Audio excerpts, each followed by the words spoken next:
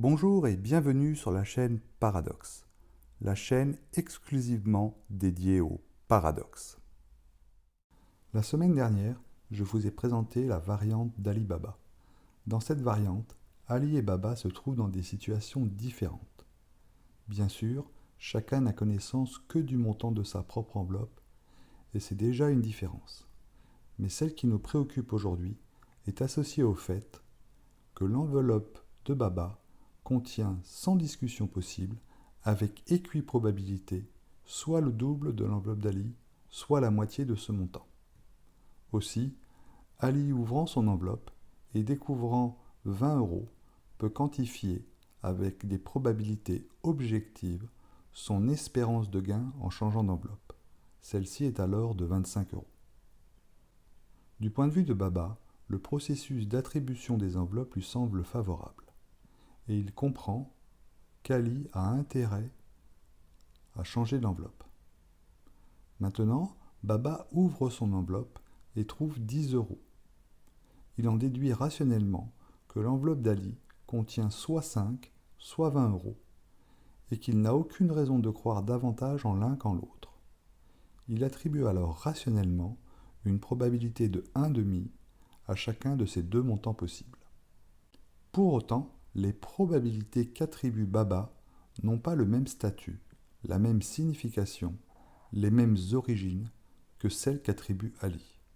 Pour le comprendre, il est nécessaire de faire appel à l'argument de la répétition du jeu. La répétition est alors la suivante. La somme X de la première enveloppe est toujours la même, 20 euros. En revanche, à chaque répétition, on retire au sort le contenu de l'enveloppe de Baba. Dans ce cas, l'espérance d'Ali, s'il change, qui est de 25 euros, s'interprète comme son gain moyen à long terme. Ces 25 euros sont également l'espérance de gain à long terme de Baba s'il conserve systématiquement son enveloppe. Mais il est essentiel de noter que Baba ignore tout de cette espérance. Si Baba échange systématiquement son enveloppe, son espérance de gain à long terme ne sera que de 20 euros.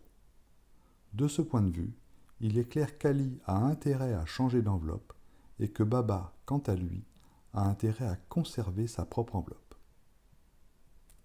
Mais la question de savoir si cet argument de la répétition de la situation rend irrationnel le calcul initial de Baba quant à son espérance de gain une fois qu'il a ouvert son enveloppe et trouvé 10 euros est un autre problème.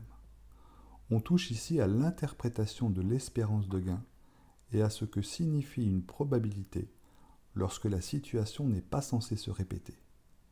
Plus précisément, Baba ayant en main 10 euros, doit-il faire référence à la répétition du jeu tel que je vous l'ai proposé, ou doit-il faire référence au principe d'indifférence qui lui dicte d'attribuer des probabilités égales aux deux sommes possibles de l'autre enveloppe, c'est-à-dire les 5 ou 20 euros. Pour invalider l'argument de la répétition de la situation, je vais poser deux questions. Tout d'abord, au nom de quoi la répétition de la situation doit supposer que la somme X de l'enveloppe d'Ali soit fixe. Deuxièmement, au nom de quoi Ali, comme Baba, devrait-il nécessairement raisonner en termes de répétition de la situation, alors que rien dans le jeu ne suppose une telle répétition. Vous l'avez compris, l'argument de la répétition, qui est parfois salvateur pour trancher certains dilemmes, n'est pas recevable ici.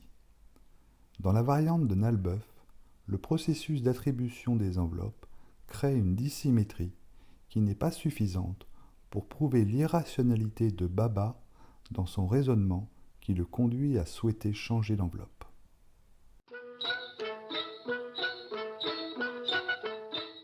Cette semaine, pour poursuivre sur la question très délicate de l'argument de la répétition, je vais vous présenter la variante du philosophe et économiste américain John Broome.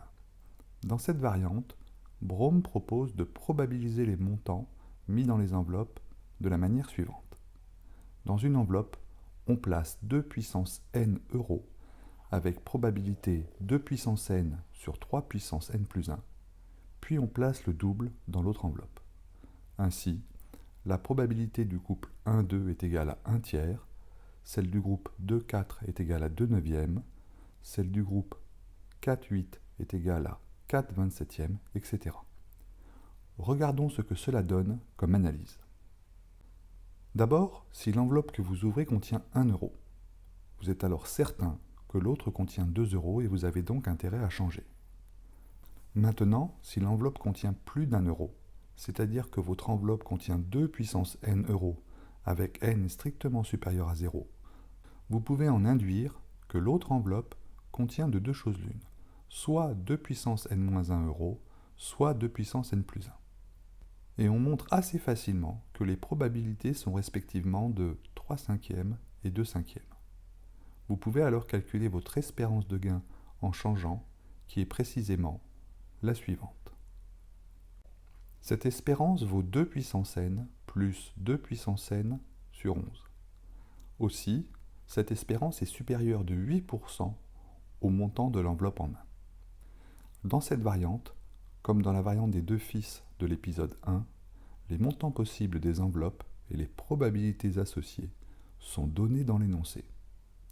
Mais ici, il semble que votre espérance de gain en changeant, nécessairement supérieure ou égale à 2 onzièmes d'euro, quel que soit le montant de votre enveloppe, vous encourage à changer d'enveloppe avant même l'ouverture de cette enveloppe. Nous en reparlons la semaine prochaine. Au revoir.